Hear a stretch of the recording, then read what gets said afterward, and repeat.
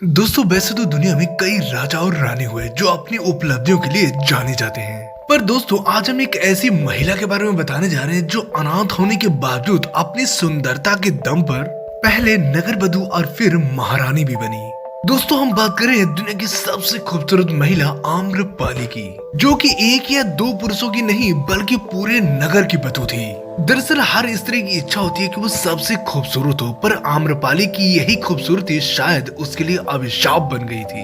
दोस्तों आम्रपाली का जन्म बिहार के वैशाली में हुआ था, जो बौद्धों का तीर्थ स्थान और भगवान महावीर का जन्म स्थान भी है। दोस्तों आम्रपाली बौद्ध काल में लिच्छवी राजवंश की राजनीतिका थी और कहा जाता है कि आम्रपाली की तुलना किसी और से नहीं की जा सकती थी, क्योंकि वो इतनी खूबसूरत थी कि जो भी व्यक्ति आम्रपाली को देखता वो मंत्र मुग्ध हो जाता था। वैसे तो इसके माता पिता के बारे में कोई जानकारी नहीं है, पर ये आम के पेड़ के नीचे पड़ी मिली थी और जैसे जैसे ये बड़ी होती गई इसकी खूबसूरती बढ़ती चली गई और मात्र 11 साल की उम्र में इसे वैशाली की सर्वश्रेष्ठ सुंदरी घोषित कर दिया गया। दोस्तों इसके आकर्षण का आलम ये था कि नगर का हर कोई व्यक्ति इसे पाना चाहता था और नगर के बड़े बड़े रईस अपनी हवस पूरी करना चाहते थे। और इसी दौरान वैशाली के राजा मनुदेव ने इसे जब नृत्य करते हुए देखा, ये भी उसके आकर्षण से बच नहीं पाए और उनके मन में उसको पाने की इतनी तीव्र इच्छा जागृत हुई। पर आम्रपाली बचपन से ही पुष्प कुमार नाम के व्यक्ति से प्यार करती थी और उसी से शादी करना चाहती थी,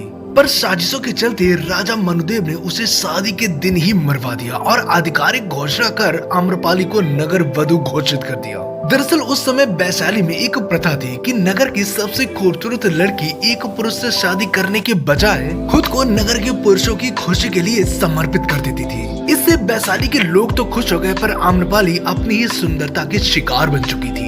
दोस्तों उस समय नगर वधु होना बहुत ही सम्मान का पद हुआ करता था।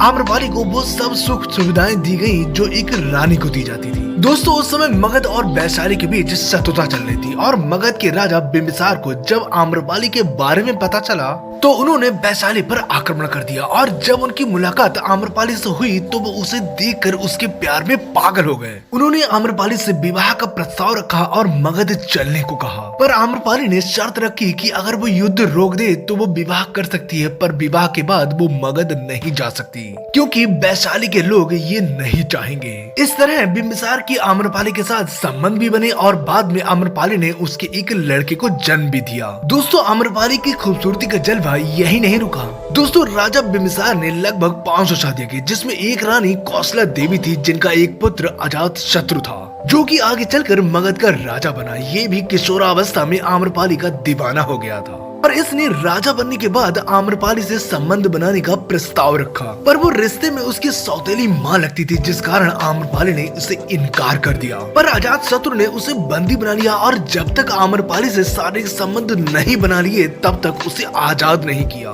दोस्तों इसके अलावा आम्रपाली से जुड़ी एक और घटना है जिसमें भगवान बुद्ध जब वैशाली आए थे तब वहाँ के बड़े बड़े रईस लोगों ने उन्हें अपने घर भोजन पर बुलाया, उसमें आम्रपाली भी थी। भगवान बुद्ध ने आम्रपाली के प्रस्ताव को स्वीकार किया और उससे मिलने गए। जब उनके शिष्य को ये बात पता चली तो उन्होंने बुद्ध से कहा कि आम्रपाली के आकर्षण से बच कर रहे क्योंकि वो बहुत ही आकर्षक वेश्या है। पर बुद्ध उनसे मिलने गए। आम्रपाली ने उन्हें 4 महीने अपने महल में रुकने का आग्रह किया। वो इन 4 महीनों में बुद्ध से काफी प्रभावित हुई और अंत में बौद्ध भिक्षु बनने का फैसला किया और सब कुछ छोड़ आम्रपाली ने बैरागी ले लिया। वैसे दोस्तों आम्रपाली के बारे में आपका क्या कहना है कमेंट करके जरूर बताएं। और अगर आपको ये स्टोरी अच्छी लगी हो तो प्लीज सब्सक्राइब करें, क्योंकि हम ऐसे ही रियल और इंटरेस्टिंग वीडियो लाते रहते हैं।